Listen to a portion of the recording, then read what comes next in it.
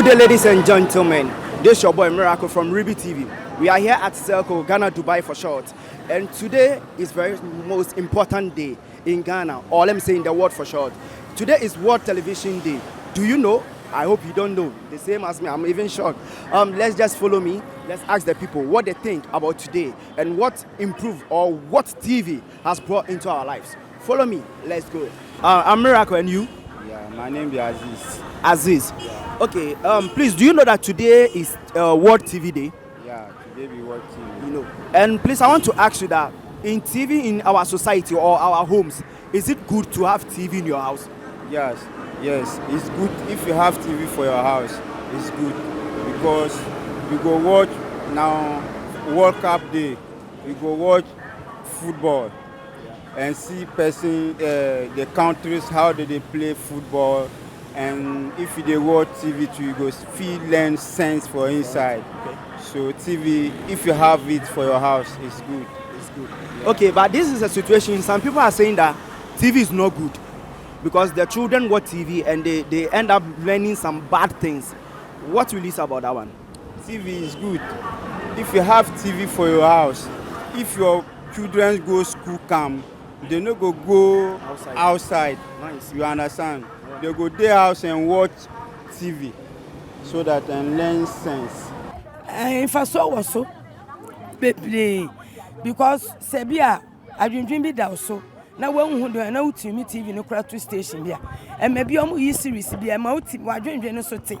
A mouth mystery, not near many away. And now to me a program be now they are told Diana while drinking. I'm also cast any or two way dear. Miss me yes say a baby. Tim for so be brave what TV to say. Yes, she. It's my me tell us okay, not just a TV no. Yes, in my baby. To share in crashes and crowd TV so. Yes, in crash a brave womb.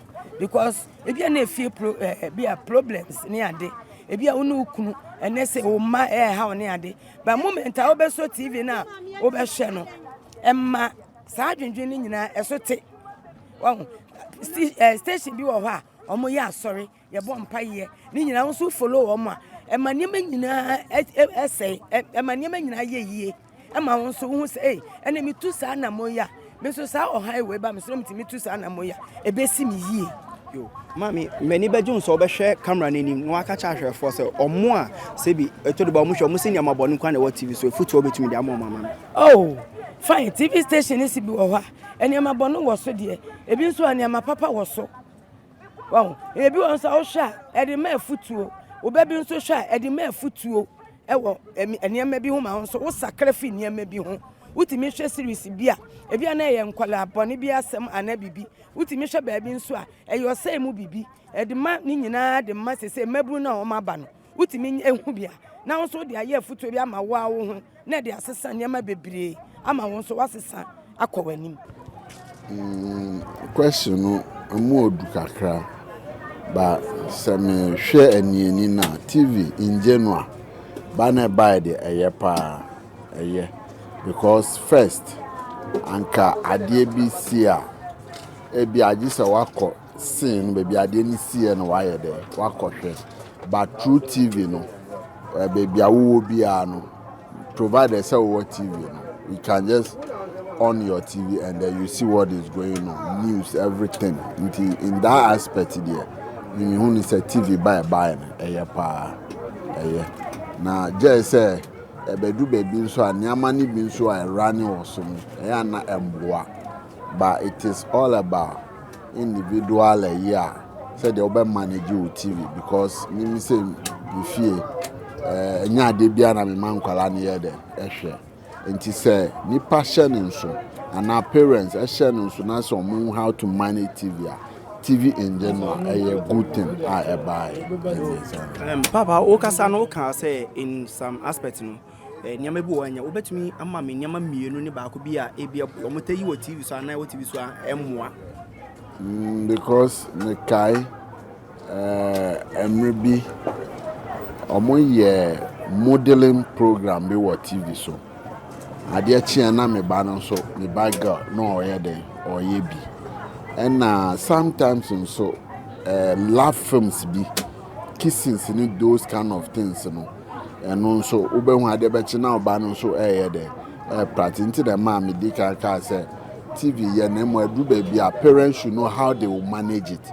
It shouldn't be say TV nti aso no and ti sa love films na ebi mu wɔ hɔ a time say you love films not some of the TVs no mu yi and also TV omo regulate no omo nhye no so na they should stick to it say time you are in certain films be that they should hold on to that procedures. The one says say no say woko Europe mama na say outsider school bia mu TV wo ho ye de kire nkwala no ma de nti e wo niema a wo say obetimi ama kwala no ahwe wo TV ni so ye wo awofo no teachers for no bo mo ho modern no na awofo so bo ho modern because woko abrochire say ya school bia mu TV wo ho ye de kire nkwala no nti TV na enya say na ka ema ewiase mu anka oma band de dada the TV de ye pa okay the make cho nya ni say TV ni enya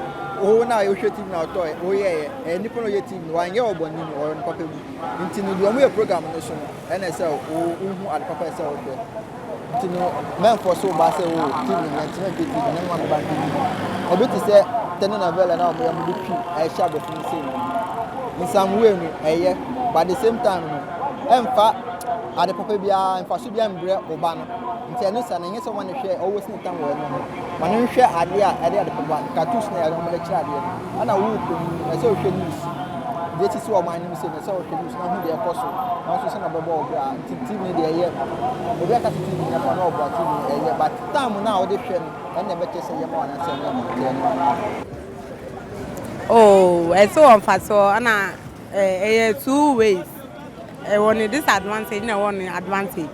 The advantage ni so e bia penny bi wo fie say wo ba ma me ana penny bi wo fie a entertaining no e bia na o warewo bi ana say we otimi hwe TV na ana e bia let's use Lewin as example obetima ma wani age na we refi wo hawara na wa dwindwini mpo ana disadvantage ni say na say the omu yi movie a omu ye wo na ma enkwala na timi peki na omu active ofi na any disadvantage say no na meet me account and now RTV abedu no dem foto no de be ma owners of TV stations and staff no send about betumi ahwe sa eniema na e ma enkwala no e bia so eniema bone na dem sa no betumi aka atro mama oh the meet me account say omu nim time a se sankasa na enkwala na sa ebi empeni for the da akola be opa o shade na o kan so mention no de o ka se mo hwe no ano no so pesta on hwe utimi ntinu mi ambia movies a o munim se fasa nyama enye hu no o mu hu time o mbe yi no na o mu hu time so a akola o fi a o mbe yi ade e be mo so esu ade o mu ma ade su anu nye more than the way no de be mo ma ye nyama enwe okay by the grace of God, so ban for so bebre, and baby eye, and a baby so nye. By medical anchor advantage for me personally, me share TV esuya amamre. Enyama bi wa yama meto by the grace of adoma nyamde di adom Ghana for any incrophobia mnyes count the BA TV stations, majority of TV stations ya you say omo ya amamre ene ye culture bebre, and I'm the suya de enso. For me, my personal life, and I'm say a benefit me, so I believe say a benefit many have been so I wash me and I will see me. And a disadvantage is a majority now say most of our leaders, especially the educated people, they will come on TV, they will abuse themselves, like they will intimidate other people. Even on back cancer, it's not good. Even for a leader to maybe or make it that entrance, if you know. I believe that the elders and answer the leaders of this country, say ABI, your grandchildren interview TV, so they should be very careful of the thing that they used to say, because majority of statements are making it take root in our mind. Into na young guy, young baby, no, or also were implementing the what here. It'll be a minister way, be a leader we have a TV so or can say or ye say. O go bi hu fi wakasem bi amo trende ne other stuff eno no emboa youth na to nti na si akro no dressing basa behavior be ekoko so a odwen ho a won te ase. So our leaders are, like as Akwakwa said, they are imparting a certain behavior into our life. One day, say take dominion, and now say you dominate here. Beha you to know. One shani ankonya good leaders after generation we chama generation baba bi one shani ankonya good people they will lead the country.